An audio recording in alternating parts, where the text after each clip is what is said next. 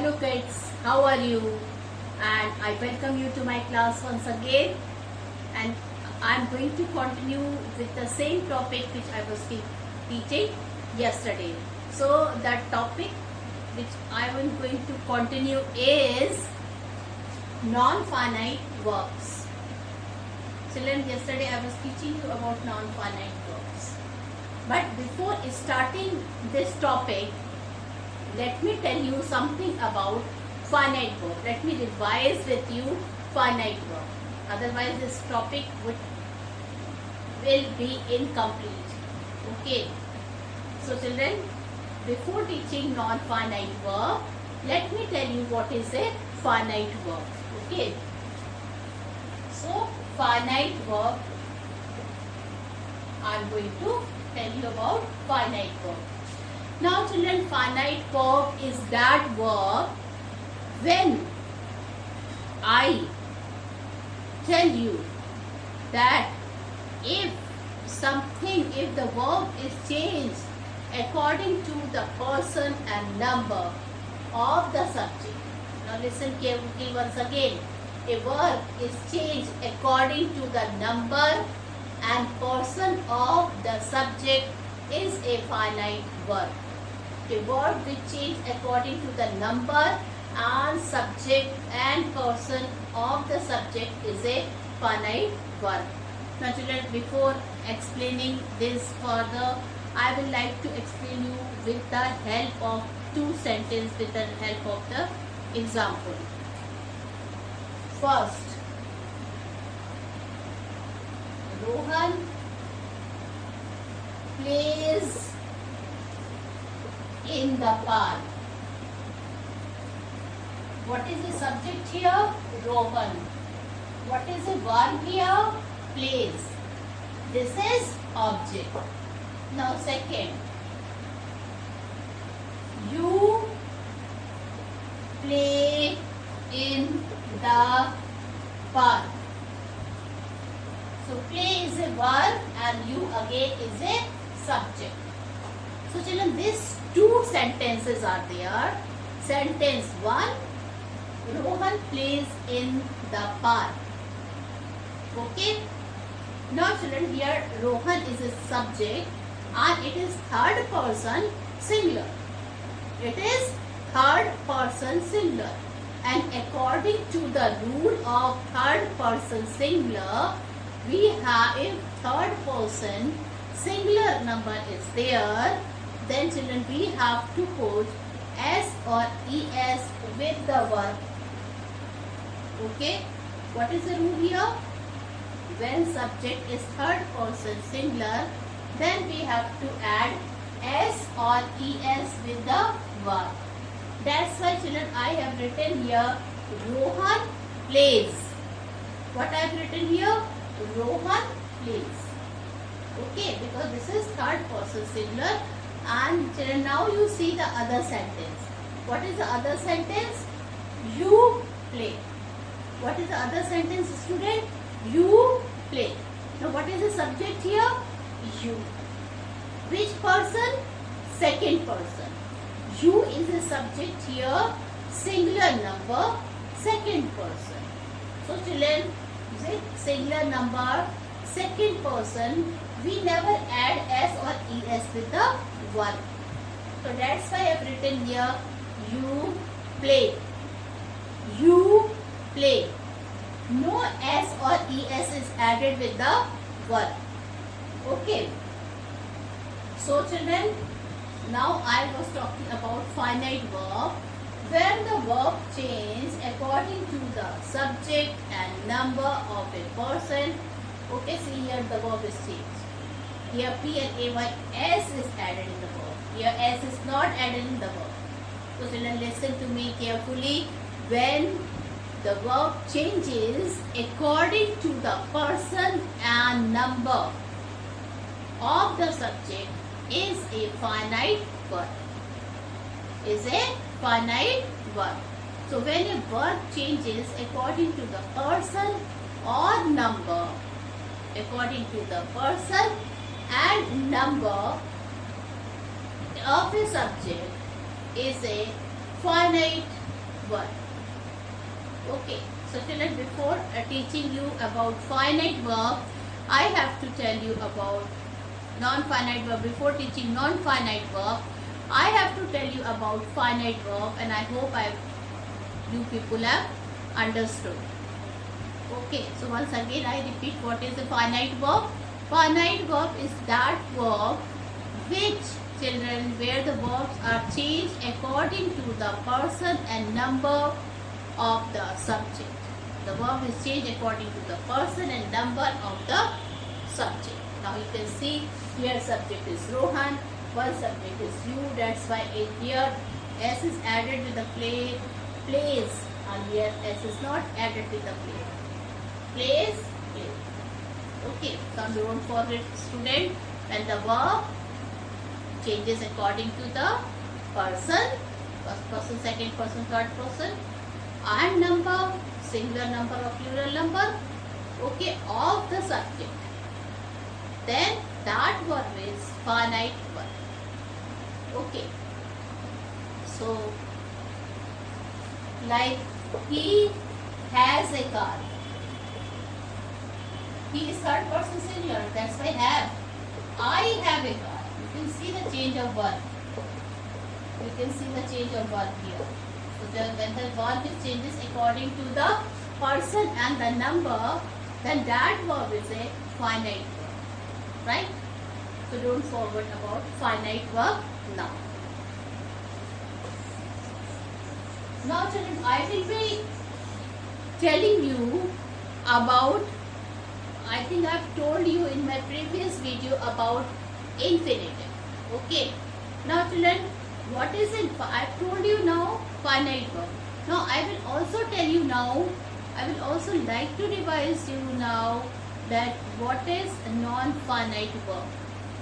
When the verb doesn't change according to the number and the person, when the verb does not change according to the number and person of the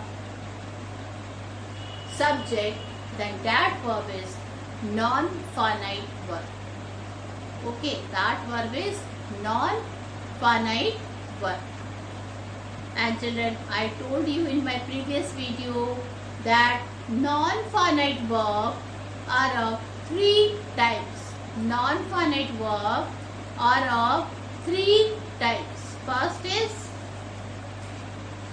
so I can write it here, non-finite verb are of 3 types. First is infinitive. Second is gerund, and third is participle. Children, I have taught about this in my yesterday's video. So what is infinitive? Children, when to is added with the base form of the verb, that is an infinitive. What is an infinitive? When to is added with the base form of the verb, then that is an infinitive. Okay, so we have discussed in our yesterday's video that how the infinitives are uses and what is an infinitive. So children, please remember, in infinitive, with infinitive we use to plus first form of the verb. First form of the verb is base form. This is infinitive. Okay, when first form of the verb is, when to is added in the first form of the verb, then it becomes infinitive. In detail, I had told you about infinitive in my yesterday's video. Okay, now children, today I would like to tell you about gerund. Okay, the second one, and then about participle. So I will be teaching you about gerund right now.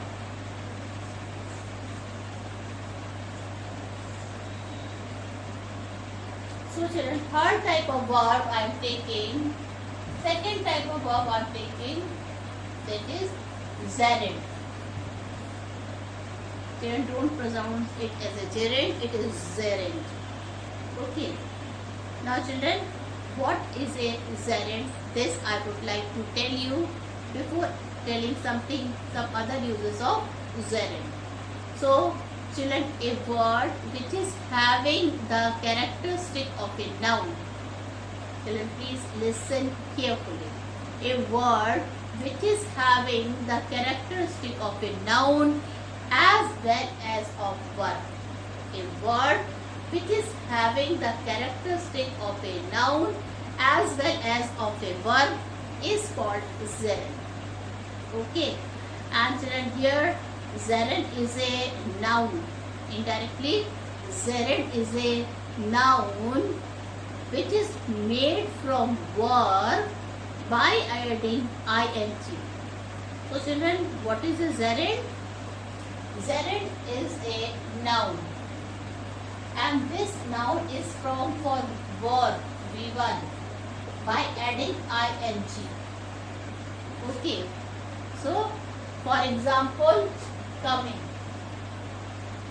Children,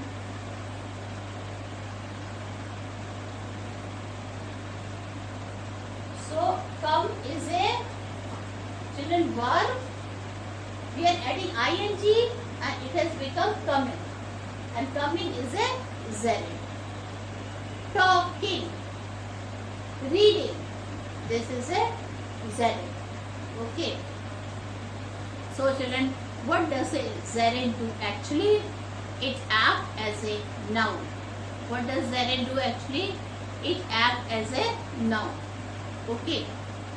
So once again I will tell you what is a gerund. Once again I am going to revise with you what is a gerund. Gerund, children, is having the characteristic of a noun as well as of a verb.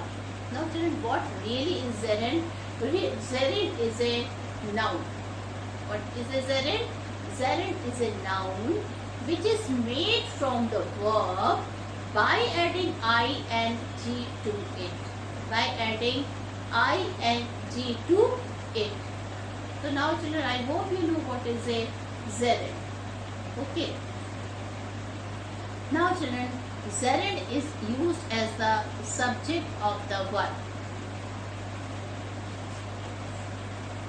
The first use of gerund is it is used as the subject of a verb. What is the subject? I keep on telling you. So what is the subject, student? The noun or pronoun which comes before the verb is a subject of the verb. So children, gerund, which is a noun, is used as the subject of the verb. Like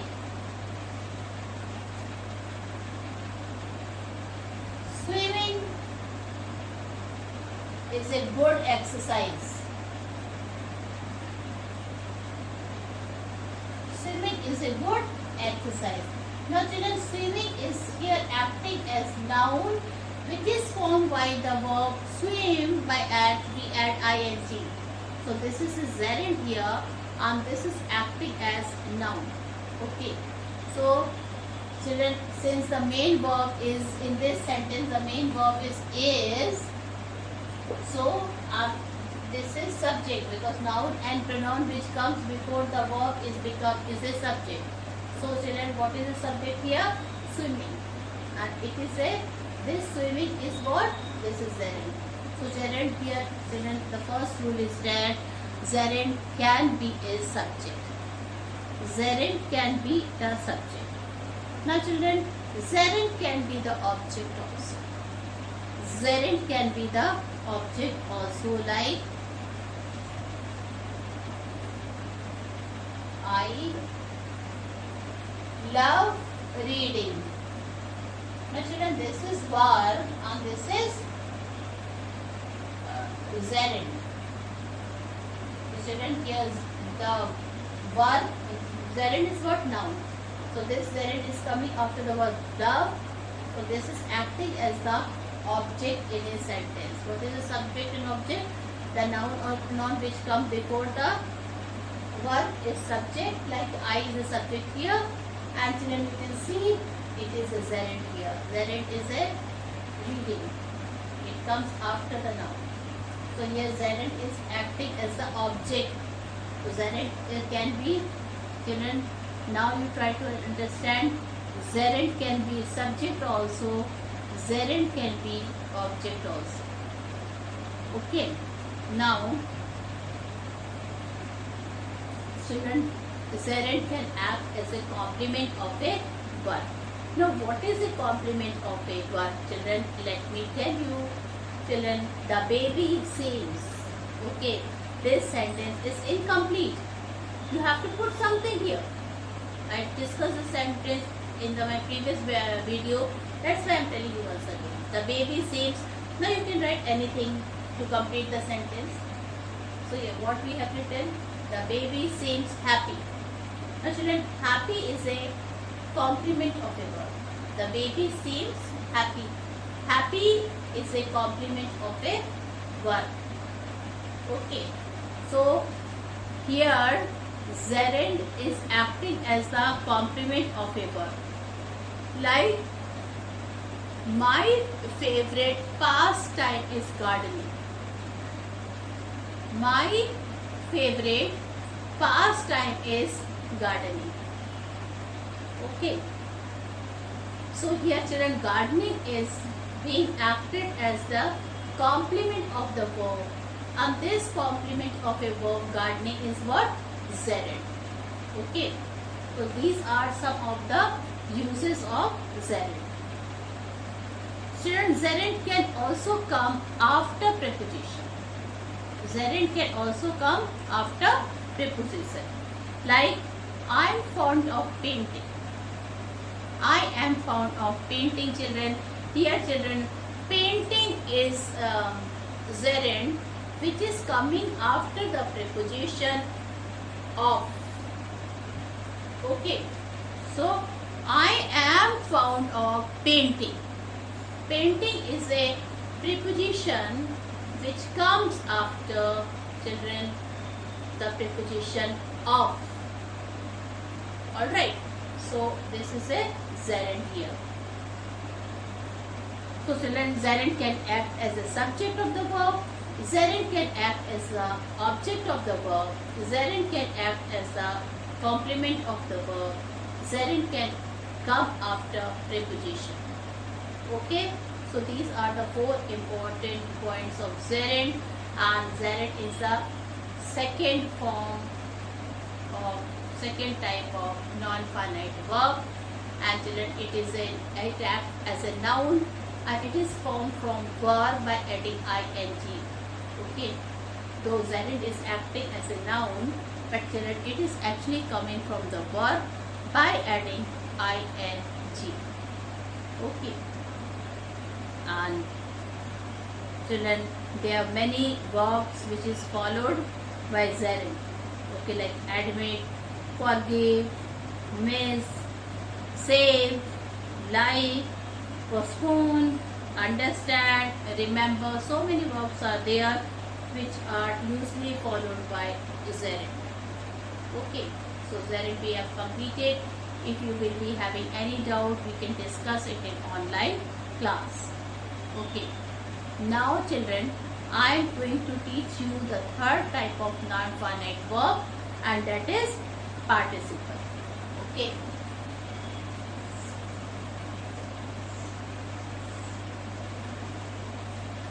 I am going to teach the third type of verb, non-finite verb, and that is participle.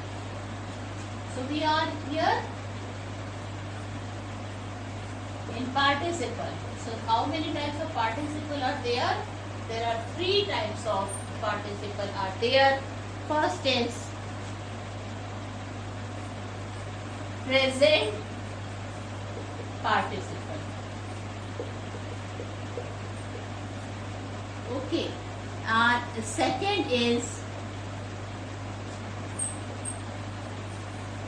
perfect participle.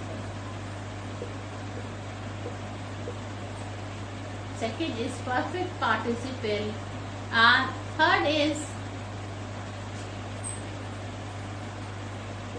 past participle. Okay, children, these are 3 types of participle which I will be telling you. First is children present participle. Okay, second is perfect participle, third is past participle. Now children, I will be explaining you all the three participles separately. Okay, so first of all, participle children, it is a non-finite verb, and children, this is the third type of non-finite verb. Okay, now I will tell you children what is a participle. Participle is the form of verb. First of all children, what is a participle? Participle is a form of verb, and children, it has the characteristic of a verb as well as adjective.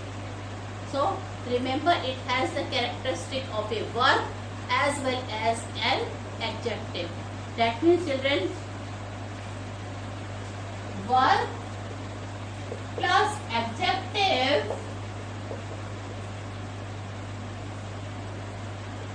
is a participle. Verb plus adjective is a participle.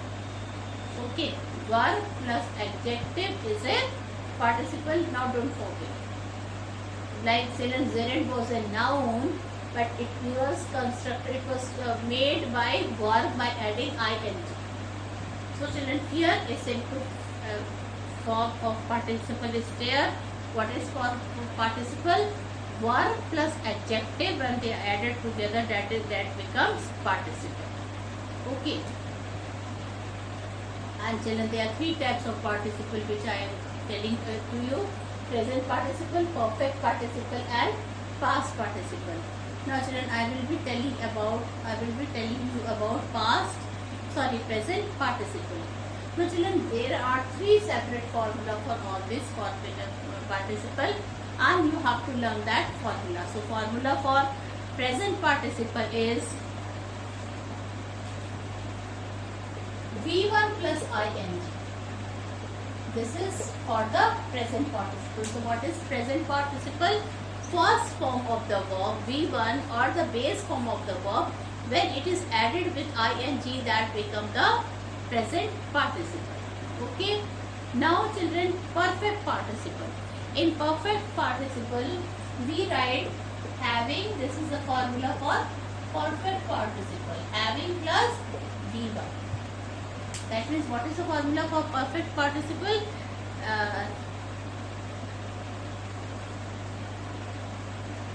Children, sorry, this is third form of verb here. Okay, perfect. Already in perfect tenses we use third form of the verb here. So perfect participle is having plus V3, right? And children, present participle is V1 plus ing, and perfect participle is children having plus V3, and then the past participle is V1 plus D or ed. Okay, you have to add four things with first form the verb. Okay, D, ed, en or n. This fourth thing you have to write. With V1 we have to add this. With V3 we have to add here having in the perfect participle, and V1 we have to add ing with V1. So children, this you have to note it down somewhere. Either you note it right now, and because you don't have to forget this. If you will forget this, then you won't be able to understand what is present perfect and what is past participle. Right. This again, you remember, present participle is first form of the verb plus ing. First form of the verb plus ing. Okay. Then children, you can see the perfect participle is having plus V3. With having plus V3 is perfect participle, and children, past participle is V1, then D, ed, en, and n. So this is past participle. Okay. Now children, I will be telling you about the use of this participle. I will be telling you about the use of present participle, perfect participle, and past participle. Okay. So children, what is present participle? present participle is, just now I told you, V1 plus ing. This is present participle. Now children, where present participles are used? So first of all, it is as an adjective. Children, present participle is used as an adjective. Like, it was an interesting story. It was an interesting story. Story is a noun. Okay. Interesting is an adjective. Story is a noun and interesting is an adjective. So this interesting is an adjective and this is also present participle. Okay. I saw a drowning man. Now children, man is a noun, drowning is an adjective, and since it is adjective, it is added with ing, so this is a present participle. Now children, present participle is used as the subject complement. Okay, like the film is entertaining. Subject is film, and children, the verb is and the complement of the verb is entertaining.